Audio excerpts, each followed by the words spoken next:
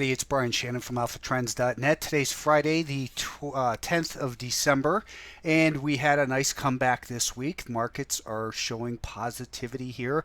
I guess I missed that. The biotechs are actually down year to date. That should be colored red, but pretty much up across the board this week, except again for the biotechs and the laggards, which have been the Russell 2000. So does that mean that I'm wrong and we should buy the dip? I don't think so. Not the way people talk about it traditionally. The way that people talk about buying the dip traditionally is just to buy blindly into weakness. It's down too much. I'll buy here. I'll buy more here. I'll buy more there.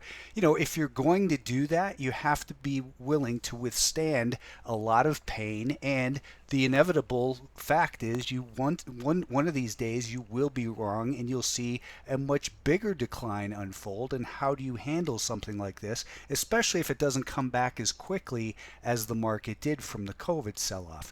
Anyways, let's take an objective look at where we are and how we got here. We came down to the volume weighted average price from this prior peak as well as this gap lower right here, and that was the low of this move. So looking to the 15-minute time frame, we got back above that 5-day moving average on Monday, and then of course Tuesday we had the big gap higher, and we pretty much traded in a pretty tight range here throughout this week up until the last few minutes of the day. So does that mean you should have missed the opportunity to make sense on the money on the long side? Absolutely not, because what we saw here is, while I talk about the market itself a lot, in Alpha Trends I provide ideas each day for subscribers to get involved in the individual names. And when we have a backdrop of a rising 5-day moving average with the market back above it, of course it's too late in my mind to buy into a gap like that. Hindsight says, yeah, you could have bought that gap and it would have worked,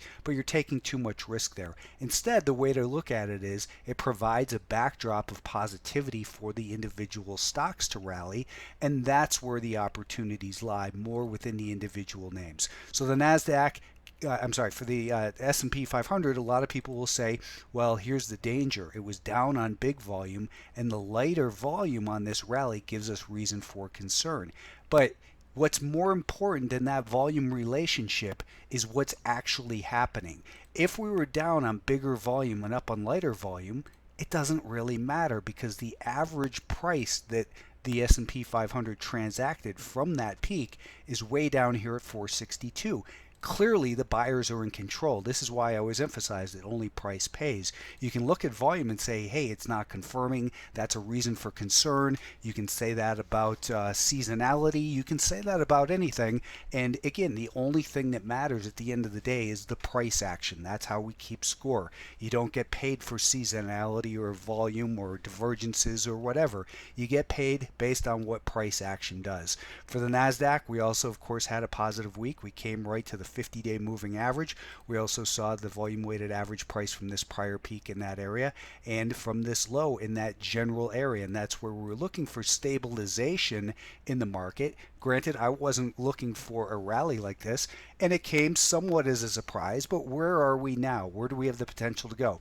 Well, we're building energy up underneath this band of resistance at the 400 level within an overall uptrend on the bigger picture. So it seems as though if we can get above and hold above 400, 401 next week, that it should be able to continue to move higher. Some of the stocks that might be able to participate on the upside would include KB Homes. This is one that I have an eye on. You can see it's back above the year-to-date volume-weighted average price. That's that blue line. It's above the volume-weighted average price from this peak over here on this daily time frame. Looking to the weekly time frame, we had a nice rally in the first quarter. It pulled back, it went sideways, it built a base. Now it's looking like it's ready for a stage 2 uptrend. We have nice volume on this rally, lighter volume as it's building this little flag in here onto the 15-minute time frame. Looks like, today it did what I wanted to do, which was to pull back a little bit, back above this week's high. I think that, I don't know how I drew that in, but back above this week's high, I think that KB Homes should be able to continue to move higher with a worst case stop underneath the low that it made this week. Ideally, it would do something like this: rally up, pull back, create a higher low above that rising 5-day moving average. You could buy it on the breakout, and instead of having your stop way down here, you could have your stop underneath this higher low. If it were to break down, prior to a trigger on the long side, to me it would invalidate the trade. There'd be no reason to get involved. MCHP is another one that looks like setting up for continued upside. Here's our weekly chart. Beautiful uptrend. This prior resistance held as support just in here recently, and we can see that, I have that drawn in on the daily time frame as well. We saw this little pullback here that shook people out. That which didn't kill it made it stronger over to the 30-minute time frame. It's been a little choppy in here, but if it can get above this high, it should be able to continue. Ideally, as always, I don't want to buy if it gets extended like it did this day in that area. Instead, I'd rather see it rally up, pull back, create a higher low, then break out. Then instead of having our stop way down here, we could have our stop way down here. That gives us the ability to risk the same amount of dollars but do twice as many shares if we are able to keep a tighter stop like that. And that's how you make bigger winners. NAVI is another one. Navy, this one is Navient Corp. Let's take a look at, here's our longer term time frame. It's been, had this huge uptrend. It got hit pretty hard, and over to the daily time frame, it's recovered fairly nicely. Here's our volume weighted average price from the peak. You can see that had proven as resistance numerous times. Then we saw a volume surge here. The stock got back above the volume weighted average price from that peak. It pulled back, tested it, and now it's looking like it's in a low risk point. Now, where do I buy this one? I'm not quite sure yet. Here on our 15-minute time frame, you can see we're holding the rising 5-day moving average. Maybe it does something along the lines of this next week, and then here's our volume weighted average price from the beginning of this move. That volume weighted average price might look something like this. We get involved above this level with a stop underneath here. That's how it looks like for now. That doesn't mean how it's going to be how it sets up next week. What if the market declines? What are some vulnerable stocks? Beam is one. Beam looks like it's back below all these key volume weighted average price levels. It's stuck below a declining 20-day moving average, which is below a declining 50-day moving average, a 200-day moving average, a year-to-date volume weighted average price. It was down on bigger volume, increasing volume, and it's rallied on lighter volume. So that's the type of pattern that you want to see. More important is the volume weighted average price. Here's our week-to-date volume weighted average price. It's probably a day or two early because the 5-day moving average will continue to rise on Monday, even if the stock goes sideways, because we're getting rid of this data. So maybe Tuesday or Wednesday of next week, it kind of does something like this. And the key to this is its anticipatory analysis. We're not just saying, hey, short this stock, but if it were to unfold in this manner and then we were to get short, let's say under here, we could probably set our stop above this level. You want to think forward about what could happen. That's why we got involved in DOCS as a short sale today. This one gapped up perfectly and then failed below the 1 and 2 day volume weighted average price. This is what I had drawn in for subscribers. This was the short sale in here at 58.5 today, and it's breaking down nicely as it's supposed to. The way all these stocks below their declining 20 and 50 day moving averages are supposed to. Coinbase, Robinhood, you name it. These stocks that people continue to want to buy the dip. It just does not make any sense to buy these stocks.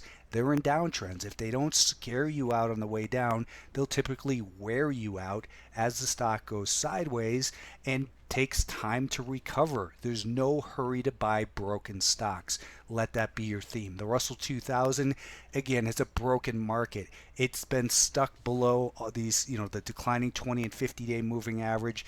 It's just dead money in here. We had an opportunity for it to rally. There was no reason to buy with that declining 5-day moving average. This week we came up where? Right to the volume weighted average price from the peak, almost perfectly. And guess what? Sellers emerged again. Big surprise, right? Probably just a coincidence. Semiconductors, very close to new all-time highs here. They continue to hold up well. The biotechs are complete garbage. They rallied right up to this prior band of support. Support broken, tends to act as resistance. That was also at the declining 20-day moving average.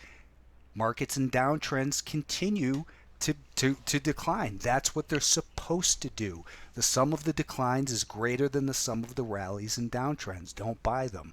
The financial stocks are recovered here. They were looking like they were vulnerable. They're back above the volume weighted average price from that peak. Now, I don't think they're bullish here quite yet, but there's certainly, that was a scare that avoided a larger sell-off. They've recovered. Now I think that probably 38 and a half-ish is what the level you want to see the financials hold, and they're rebuilding here on the intraday time frames. So that's a potential group where there could be continued strength in the future. Let's take a quick look at Bitcoin. I haven't spoken about that in these videos in a while. Bitcoin, of course, let's just move that out. On the left, we have the daily time frame. You can see the volume weighted average price from the summer low is where this market's trying to find some support right now. It's not very convincing to me. It seems likely that after last Saturday's crush, that this Bitcoin, it's not a stock, of course, can't recover. It got back up to the volume weighted average price from the beginning of that sell-off and failed. It's trying to hold, get back above and hold above the volume weighted average price from last Saturday night's low. It's not very convincing here. I would say I wouldn't be surprised at all to see a test of the year-to-date volume weighted average price. That's that orange line, down at about 45,000 again. And below that, we have about 41,000, which is the volume weighted average price from the breakout in October of last year. Let's do this. Let's go to one time frame. October of last year, where this market broke out and that rally began. That's the next volume weighted average price level of interest on the downside. So, Bitcoin, it's in a downtrend. Don't be in a hurry to buy stuff in downtrends.